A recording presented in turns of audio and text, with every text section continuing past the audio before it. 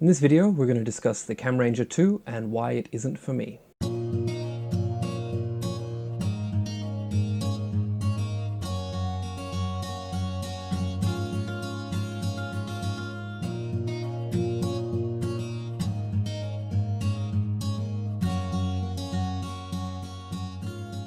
Hi everyone and welcome back to the channel. This is Dylan Golby and welcome back to another Gear Short.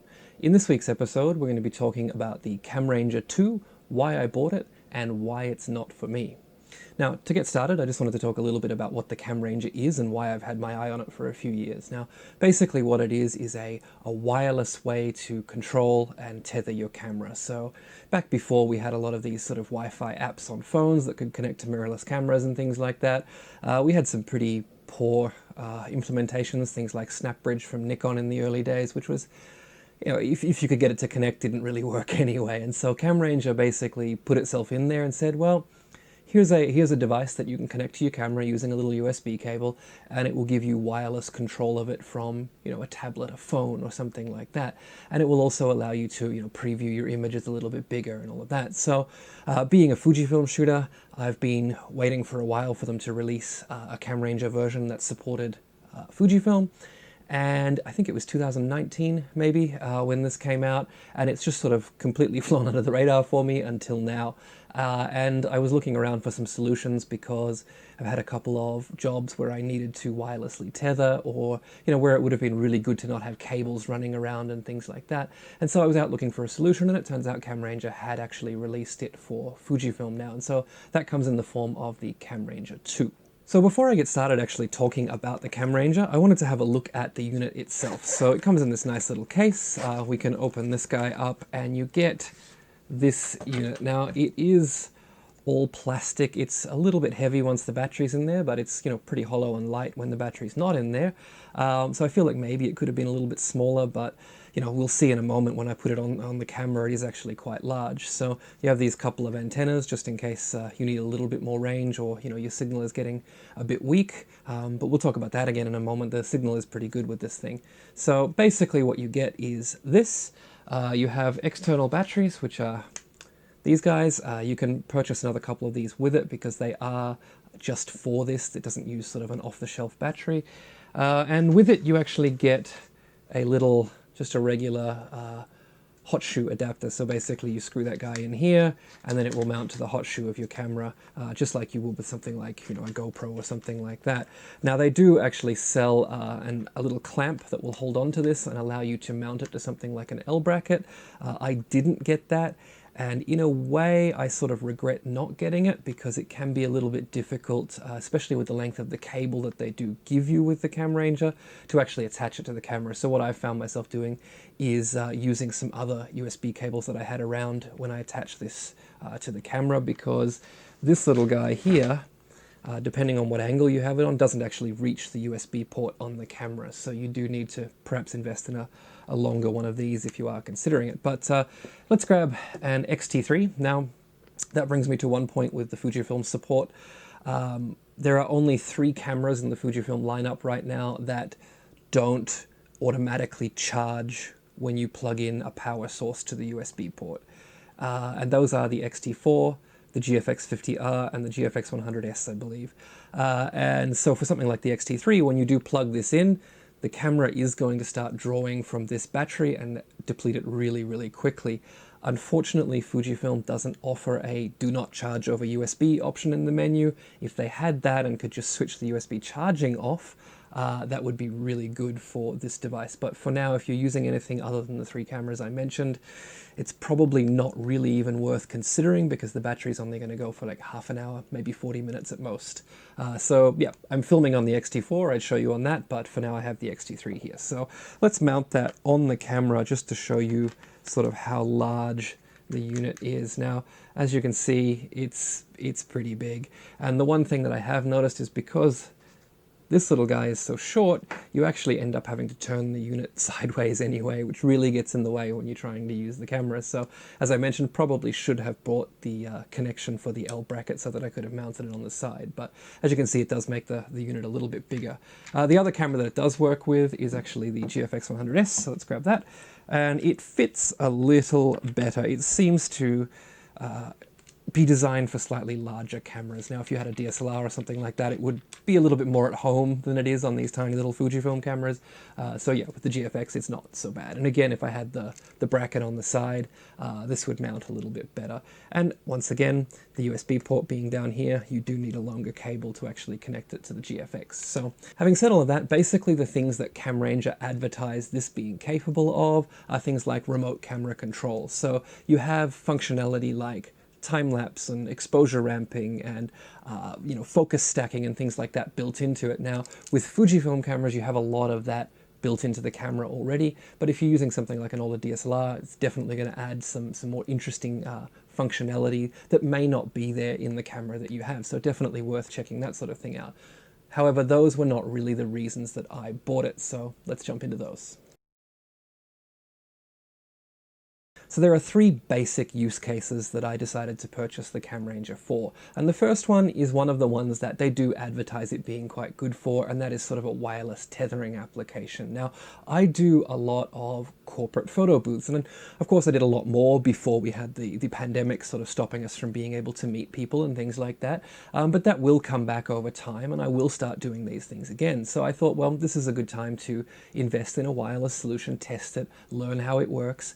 And so the purpose there would be that I often need to have my computer sort of out of sight, basically, not to be a bit of an eyesore at the event. Things have been manicured and put together for this event, and I don't want to be the one who's got, a computer standing there, or I don't want 10 people hanging around, laughing at their friends, blocking the line for the next people who want to come into the photo booth or something like that. So having it in another room is something that I've always done, and not being able to use a tether cable rather, because it's basically going to trip somebody over at an event, especially when there's alcohol involved. You don't want to be the health hazard there either. So having that computer in another room has always meant that after the photo booth is done, I'm the one who has to run in there, mad rush, copy that memory card, edit and print those files before people finish dinner. Now, if I could save myself that half hour of file copying and preview generation by having this guy simply spit files across to my computer in the next room, that would be an absolute godsend for those sorts of events. I wouldn't sweat so much. I'd be a much nicer person by the end of the event. And so that's the first reason that I decided to try the Camranger. The second reason is I'm often on set in some fairly gritty, difficult to move around places for one of my clients, which is Volvo Construction Equipment. And we'll find ourselves in somewhere like a quarry or in a testing center, and having to move around these sort of giant excavators while carrying a computer and a tether cable and trying not to trip over anything and all of these sorts of things can become a little bit of a pain. So I thought, well, let's try this wireless tethering for this job as well, and see if we can, make it as simple as I pick up the tripod, my assistant picks up the computer. Big shout out to Roy Cruz. Head over and check out his channel as well. He does assist me on these jobs. But basically, if we would be able to move those two things with, just one hand each, we'd be able to get the job done with a lot less pain, I guess. The third thing that I often do is catalog shoots, and so I'll be shooting multiple angles of a single product, sometimes from the top, sometimes from the front, and what we need to be able to do there is move around between a couple of different lighting setups really quickly and easily. Now, when you basically fighting with a tether cable to pull it around different tripods or pull it off a table into another set or something like that, it can just be a little bit easier if you don't have to deal with that. And so I decided that, maybe the Camranger would be a good solution for that. Now, this is one thing that when I was reading, it seemed like you had to use the Camranger software. And so that was going to be a little bit of a hiccup, but I thought maybe I could find a workaround for it. So let's jump in and see how all three of these things worked out for me. The first use case, corporate photo booths. Basically, what I would need is to have my computer in another room and files being transferred to that. Now, it wouldn't be very far away, and Camranger does advertise 150 meters, or I think that's 500 feet of distance between the camera and the computer. And in my testing, it gets pretty close to that. We got up to about 100 meters in Seoul with line of sight. So we were able to basically click and have a file go to the computer. However, most buildings and doors here are made with concrete, which is full of rebar, and the doors are usually made of some form of steel. Those two things basically stop Wi-Fi from going through. And so while a door is open, I'm able to get transmission even around corners and things with the Camranger. But the moment you close those doors, the connection just drops. So for that use case, it's pretty much a no-go for me. I won't be able to use it for those things.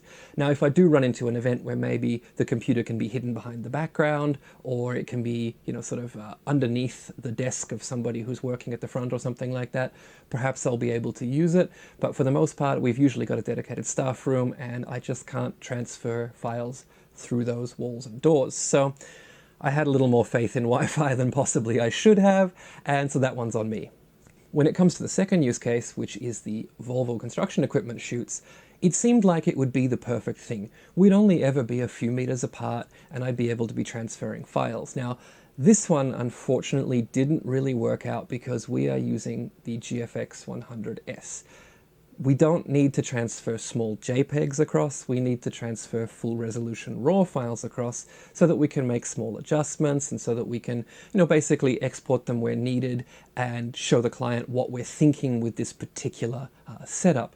And so I decided to run a few tests.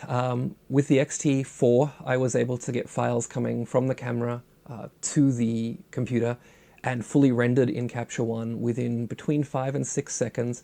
With the GFX 100S, that comes down to 25 to 30 seconds. So 25 to 30 seconds for a single file when you possibly need to shoot 5 or 6 of them in a row, quick tests, have a look, put them together.